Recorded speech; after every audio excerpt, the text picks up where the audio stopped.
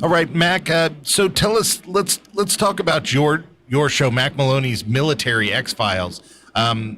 Just the fact that it's associated with the military definitely makes it interesting. I was never in the military, but the two co-hosts that I have, that we have on the show, Commander Cobra and this guy named Juan-Juan, are both military veterans. We talk to a lot of veterans. We have them call in and tell us their stories of UFO sightings or paranormal activity that they experienced while they were in the service. And we also get into, kind of archival stories from the 50s, 40s, and 50s about military interacting with UFOs.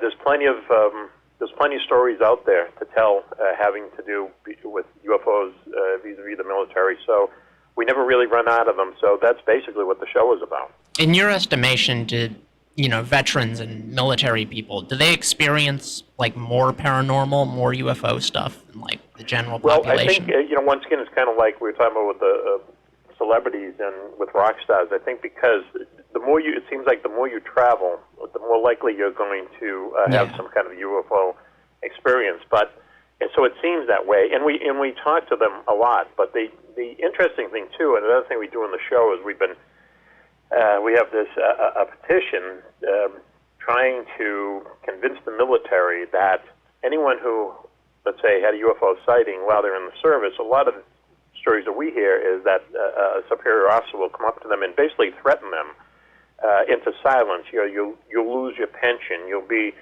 demoted. Whatever. They'll make it hard for you if you talk about what you saw. So what we're trying to do is to have the military give these people blanket immunity and have them come out and talk about what they saw. And if that ever happened, we would have all this, we'd have a tidal wave of more information, more data about UFOs. And we believe that the more information you get and the more scientific approach that you take to UFOs, that puts you that much closer to figuring out exactly what's going on. How do you even get that to happen? How do you even petition to have that happen? I understand talk about it a lot on the radio show, and at some point we're going to actually gin up a petition and try to send it to the Pentagon and see what they say. We know that it's pie in the sky, but that doesn't mean you don't try. Right. Yeah. So is there any of course there's sightings by pilots and stuff like that, but is there anything that stood out to you as being a consistency across a lot of the stories that maybe most people aren't really sort of noticing? Something that you said, hey, this is wild that a lot of these guys are saying this. Anything like that? We talked to a lot of military pilots and airline pilots, because a lot of airline pilots are simply military pilots who have moved on to another job. They see them all the time, and pilots, in our opinion, pilots are the best witnesses of UFO events than anyone else, because they're flying around up there all the time. They've seen everything. They know what Venus looks like in the daytime. They know what the moon looks like. They know what oil fires look like. And when they see something that they don't know what it is, then that's a UFO. The downside of that is, as we said before, in the military, you're certainly not supposed to talk about it openly. Same thing with airline pilots. We have a good friend of ours who's on frequently, flies for American Airlines. He says, we see these things every once in a while. We don't know what they are. They certainly don't look like anything on this earth, but they know that if you actually put, a formal, if you talk about the sighting in a formal manner, if you leave a paper trail, they know that, when it's the next time for you to get a promotion, if you are up against someone who never put in a UFO report, they're going to get it.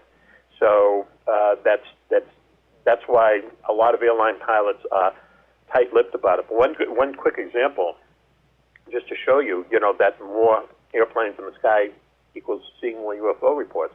Someone told me that after 9/11, the number of UFO reports made by military pilots went up.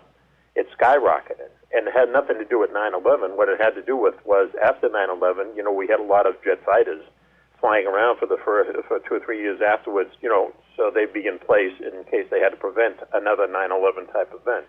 So once again, more more eyes in the sky, more UFO sight.